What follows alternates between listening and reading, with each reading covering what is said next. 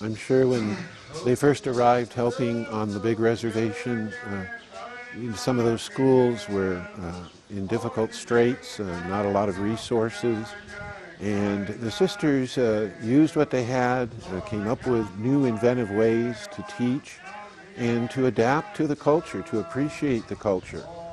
That's one thing that makes our school here very special, is that we try to keep the culture of the people alive, and the sisters have done that throughout their ministry here, to respect it, to find those touching points between their culture and the Christian culture. They showed me that there were opportunities for missionary work within the community, particularly the Arizona missions. And I think that's where I kind of had a yearning that I always wanted to come out west and work with the native people. Here at San Xavier, I'm considered a pastoral minister.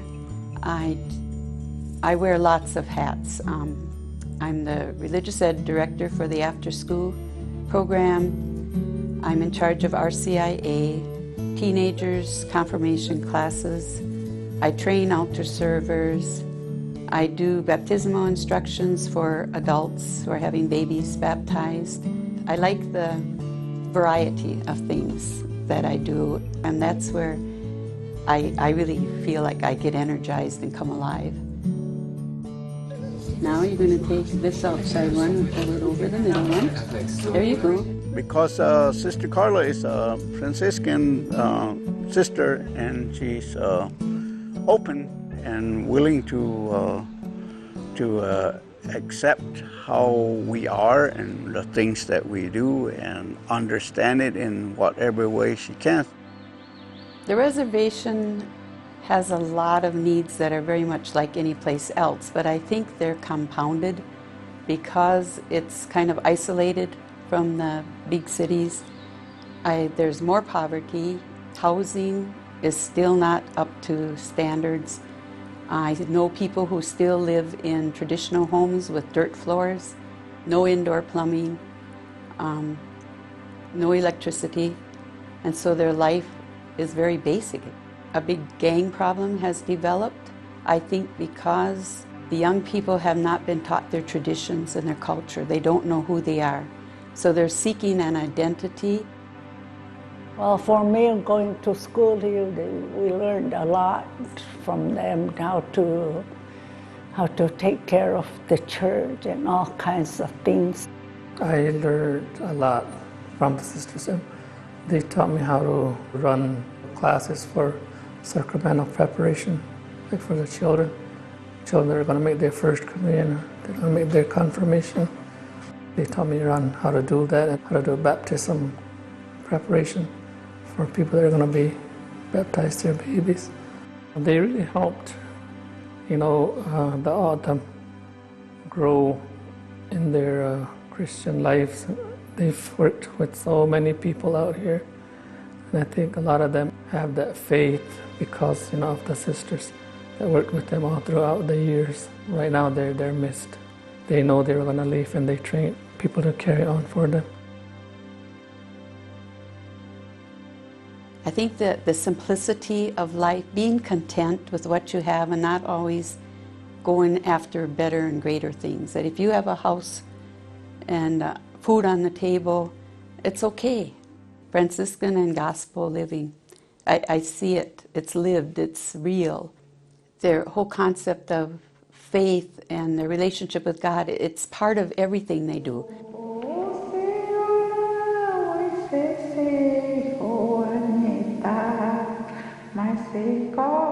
I do baptism classes out in the church patio.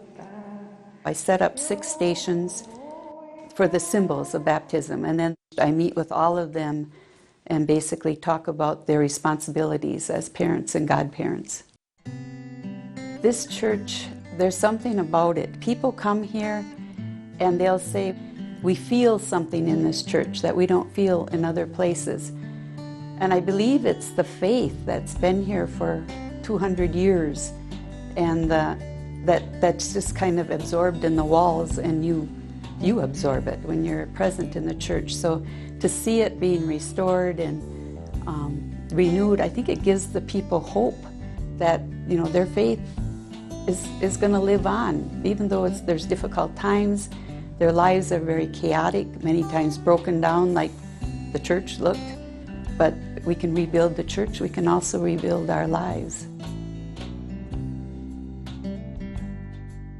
St. Francis of Assisi, who is pretty much the Franciscan patron saint, the nation as a whole, the nation Catholic communities really celebrate that very highly. And I think they brought that with them, deep concern and respect for nature.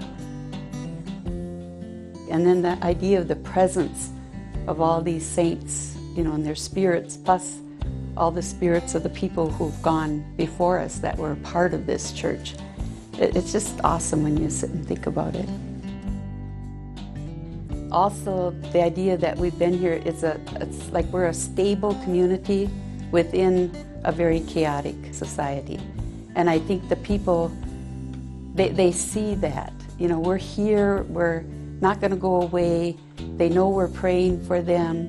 I think that presence in itself gives them strength. It's like I never feel like I'm just doing my thing. It's like I'm building on what sisters before me have done. The things that I see the fruit of now, it's not because of what I'm doing. It's because of all those before me. And it's like I'm just reaping the benefits. I'm seeing some of these people become leaders in the community because they went through our schools.